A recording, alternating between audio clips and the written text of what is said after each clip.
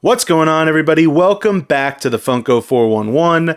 So I've actually wanted to do a video about this new Donald Duck Funko soda for quite a while, ever since they announced it, but I ended up deciding to wait until somebody actually got their hands on it, and last night John and Joanna over at Slapshotpops opened up these sodas for the first time. So I figured now is a good time to do it. I'll put a link down in the description of that video if you want to check that out. But I just want to give you some of my thoughts on this soda, on what I think Funko was up to in terms of marketing and kind of their strategy with this one. So let's go ahead and get into it.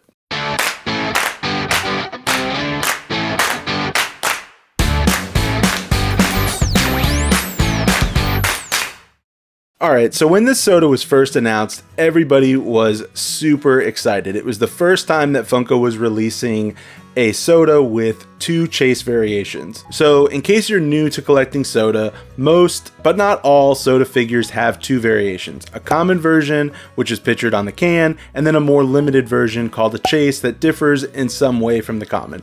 It can be a minor difference, like the chase having blood, or it could be a more significant thing, like the figure being completely different altogether.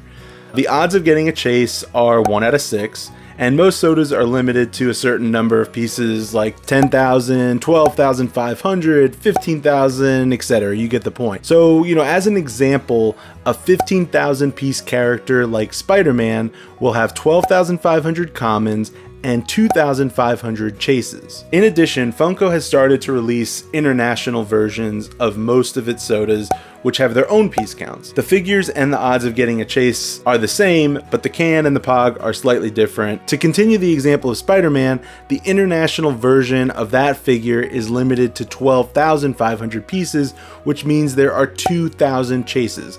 Keep in mind, Funko rounds up or down when the piece count is not perfectly divisible by 6. So in total, there are 27,500 Spider-Man sodas floating around in the world, and 23,000 of them are commons. Now, the reason why I've been using Spider-Man as an example is because he's a super popular character.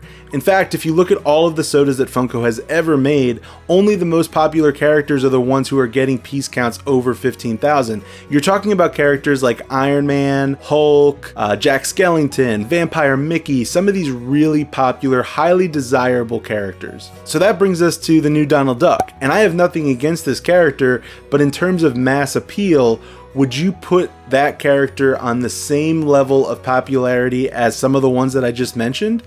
I just don't think so, and yet that Donald Duck soda is going to have a total piece count of 27,000, 15,000 domestically and 12,000 internationally. So then when you consider a character like the Hulk only had 25,000 pieces total, and Iron Man, which was released prior to the introduction of international sodas, only had 20,000 pieces, doesn't 27,000 Donald Duck seem like a lot? So at this point you might be saying, well, the big difference here is that there's two chases. That's the whole point, right? But I don't think that the chases is what you should be focusing on. What you should be focusing on is that they're making so many more commons. So under normal conditions, if there weren't two chases, how many of this soda do you think Funko would have made? 7,500? So pretend for a minute that this was the image that you had seen when Funko announced the new Donald soda. How many of you would have still been equally excited? Not quite as many, right? So now what if you saw this image?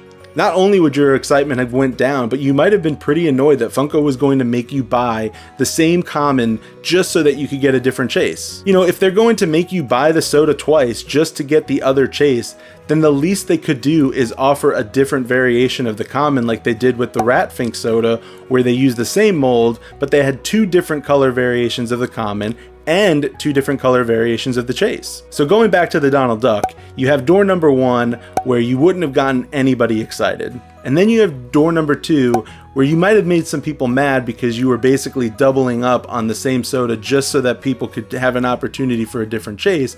But then if you take both of those ideas, combine them together and repackage them into this new idea, you have people freaking out, getting super excited, but the odds of you getting either one of these chases is still 1 in 6. So that means you're going to have to buy twice as many in order to get both chases. And what does that mean? That means twice as many commons. In fact, there's going to be 22,500 common Donald Ducks out there. You know, and you compare that again back to Spider-Man that has 23,000 commons out there.